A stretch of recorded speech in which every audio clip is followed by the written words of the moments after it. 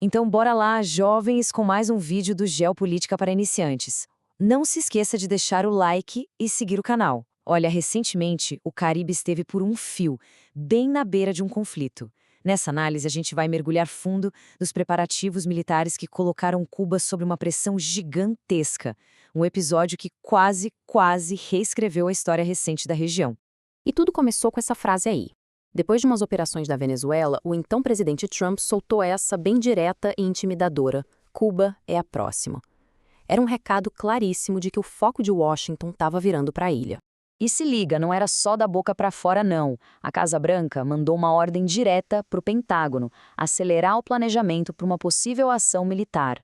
O alvo, sem nenhuma dúvida, Cuba. O nome técnico para isso é planejamento de contingência. Mas o que isso quer dizer na prática? Que não era só uma ideia vaga. Os militares estavam, de fato, desenhando cenários de operação, ou seja, verdadeiros planos de batalha para várias situações diferentes. E que tipo de cenários eram esses?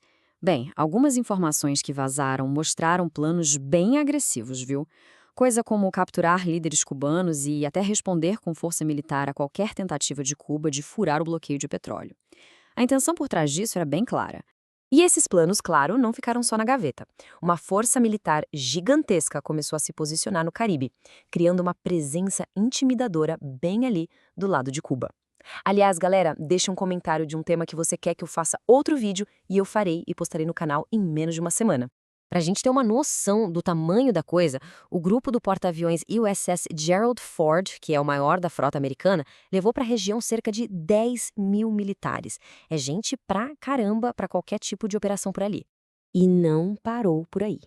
A esse pessoal todo se juntaram mais de 4 mil fuzileiros navais do grupo anfíbio Iwo Jima. Juntando tudo, isso criou uma concentração de poder militar na área que a gente raramente vê hoje em dia.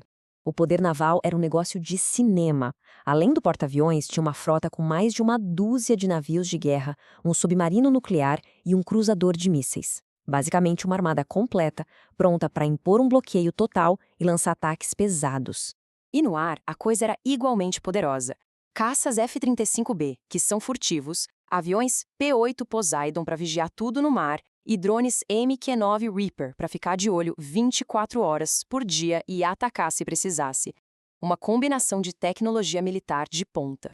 Enquanto isso, em terra, a base de Guantánamo foi ampliada, recebeu mais 1.000 soldados e ainda prepararam instalações para até 30 mil detidos. Uma preparação logística desse tamanho já sinalizava que eles esperavam um conflito com muitos prisioneiros. Isso tudo nos leva a uma pergunta fundamental. Qual era a desculpa oficial para uma mobilização desse tamanho? E mais importante, essa desculpa batia com a capacidade militar absurda que foi reunida ali? Oficialmente, a justificativa que Washington deu para essa movimentação toda era o combate aos cartéis de drogas e ao terrorismo na região. Em tese, uma missão de policiamento.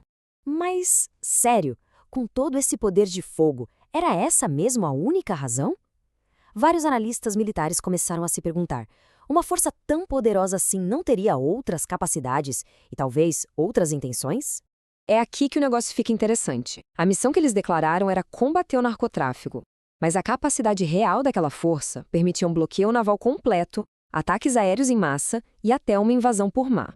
Ou seja, essa tropa estava equipada para uma guerra, não só para uma operação policial. E a escalada da tensão foi acontecendo aos poucos, em várias frentes ao mesmo tempo. Na frente militar, com as tropas chegando. Na legal, com o Departamento de Justiça americano abrindo investigações contra líderes cubanos. E na retórica, com o próprio presidente ligando Cuba a um futuro conflito. A ameaça ficou tão real, mas tão real, que a coisa gerou uma reação dentro dos próprios Estados Unidos. Lá no Senado, uma resolução tentou proibir qualquer ação militar sem autorização, com o argumento de que uma guerra só ia piorar a crise humanitária e seria um desastre. Ok, mas e a Cuba? Como eles reagiram a essa pressão toda? A resposta foi imediata e focada na defesa. Lembrando, pessoal, deixa o like e se inscreva no canal para ajudar a gente a crescer. Cuba, claro, não ficou de braços cruzados. O governo anunciou 5 dias de exercícios militares no país inteiro, preparando as Forças Armadas para o que eles chamaram de uma gama de ações inimigas. A nação toda foi mobilizada para essa possibilidade de conflito. E a determinação cubana ficou bem clara nessa declaração do presidente Miguel Díaz-Canel. Para uma rede de TV americana, ele foi direto. Se for preciso morrer, morreremos. Era um recado de que qualquer tipo de invasão encontraria resistência total. E assim a gente chega num cenário de risco altíssimo. Com todas as peças posicionadas no tabuleiro, o Caribe virou, de repente, um dos pontos mais tensos do planeta. Porque apesar de negarem publicamente, a ordem da Casa Branca era outra. O planejamento militar deveria focar, sim, em opções de ataque, incluindo operações especiais e até a captura de líderes.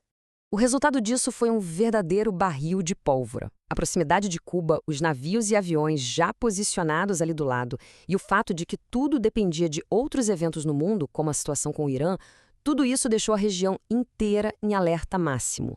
E a pergunta que fica no ar, a pergunta de $1 milhão é: com tudo armado e a tensão lá no alto, qual seria o gatilho? O que poderia ter sido a faísca para começar um conflito com consequências imprevisíveis bem no coração do Caribe?